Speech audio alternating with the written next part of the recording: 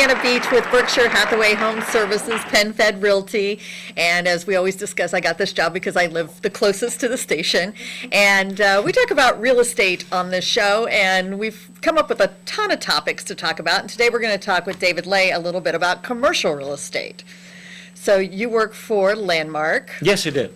And where I work, we do some commercial and mainly residential, but you are 100% commercial. That is correct. So tell us a little bit of difference between what is residential and what is commercial. Well, the difference between residential and commercial is commerce. The interest is there's going to be commerce involved with commercial real estate. How it's defined is 4-unit residential or larger, anything to do with the commercial side with the exception of agriculture. And that's kind of how that gets defined. Okay. So if I wanted to buy a fourplex, it wouldn't be considered residential, it'd be considered commercial. That's the dividing line between the two. Correct. Okay, so when you talk about commerce, when I'm out looking for a house, I'm looking for something I'm going to live in, enjoy. When I'm looking for an investment piece, I'm looking for return on investment. Commercial is related to either you're going to be a user to produce some kind of product or service, or you're going to be an investor that owns it, you have tenants in it that create income, or you have land for development for those purposes. Okay, so what are you seeing in the Wichita area market as far as how are the sales going? Wichita is doing really, really well. We are at a really interesting point in time where the city's really taking off as far as energy and activity. We have lots of just projects going on. We have lots of activity in northeast, northwest, down in the Derby region, or part of our southwest quadrant of our city. It's kind of tied together. We see a lot of resurgence going on downtown with convergence of our office buildings into multifamily. We have a really, really dynamic activity right now. We've got a lot of interest. So a few years ago, let's say 20 years ago, it was unusual for somebody to live downtown above an office building. Correct. Now it's all the rage. It is. So in that instance, it would be a person buying a commercial building, turning the upper half into residential, but particularly one person would own that entire building. Well, sometimes you can have fractional ownership in buildings, things of that nature. You have different structures, but typically an investor will go out and buy a building, will do a development, and will turn around and lease out units.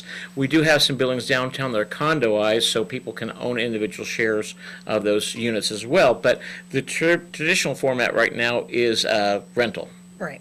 So when you do the interesting part about my job as a residential agent, when I put on my residential hat, because I put on every hat and just go with it, the deal is they're buying. I don't deal with rentals unless they want to buy a rental. You deal with leasing and purchasing both as a commercial agent. We do leasing, we do sales, we do options of purchase, all different kinds of combinations and hybrids thereof. So yes. Okay. So what else would you like to tell us about what's happening in Wichita that you can tell us about? Well, we are just on the verge of really trying to exploring who we are and what we're doing. Our apartment market is just on fire. We see a lot of development going downtown, a convergence of the buildings. We see others being developed in the suburbs. It's a newer, more modern, improved lifestyle that's being built. We see still a migration of some of our office people out of rental positions into ownership positions. We see that with Cargill. That's a really exciting project downtown today. We see new hotels going on downtown. We see hotels out west and out east as well. We see new retail shopping that's being developed in the Greenwich area, north K96. We're seeing that in Newmarket Square area. We're just seeing a lot of things kind of coming together in lots of areas. Our industrial market is doing really, really well. We had a change in ownership of the Boeing complex a number of years ago, and that owner has solicited Spirit for some extensions. They're investing another $1 billion into Wichita. It's just a nice place to try and be and see some really good growth. We're going to see more growth in the industrial market. It's pretty tight right now. Some of the biggest projects of the year was an 800,000 square foot development on north I-135. So we see some of that, and that's just the first phase of other developments. So we see quite a bit going on. So where's the money coming from? I mean, we know some of the big players in town, like Dave Burke. You know, he'll come in and buy something and renovate it. Bokeh and with the Farha Group are doing some things, but it's not just those two or three groups. We see a lot of local money still. A lot of it's still very local because people are taking a look at alternatives to like stocks or bonds or CDs. The yields are not there. Real estate's a safe investment for most people once they understand what the dynamics are. It's a tangible that you can turn on, see on an intangible. So people really are enjoying that and embracing it.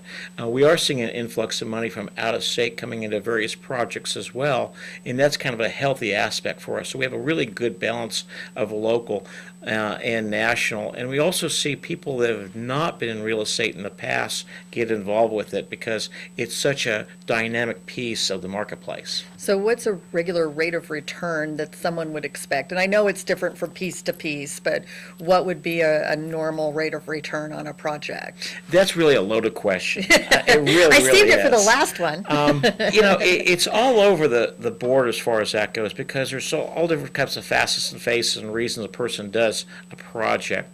But we see yields in the Midwest in the 7s or 8s. We see that going into a lower yield when you go to higher safety, more national, more credit-worthy, things of that nature. It's like single-tenant type use.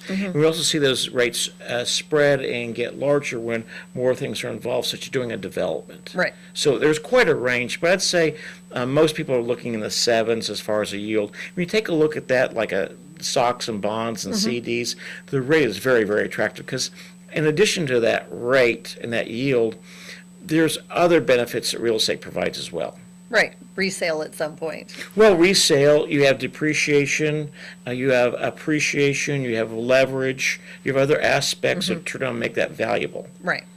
So let's talk a little bit about the differences. They're doing that, the little, I don't want to call them trailers, but the trash containers project downtown. Oh, okay. The containers. Oh, yes. Yeah, so we're seeing not only regular development, but different developments. Yeah, that's kind of a cool, eclectic, interesting project. There's a couple of projects across the country. There's one down in Tulsa, Oklahoma, that's very similar to what they're looking to do here in Wichita. It has an interesting feel and look about it. We've got about 20 seconds left, so we have to wrap it up, but I want to thank you for being on the show today. And if somebody wants to find you, they can find you at Landmark, downtown. It's David Leyh, and I'm Leanna Beat from Berkshire Hathaway Home Services, and I'll be back next week to talk about roofs. Talk to you later.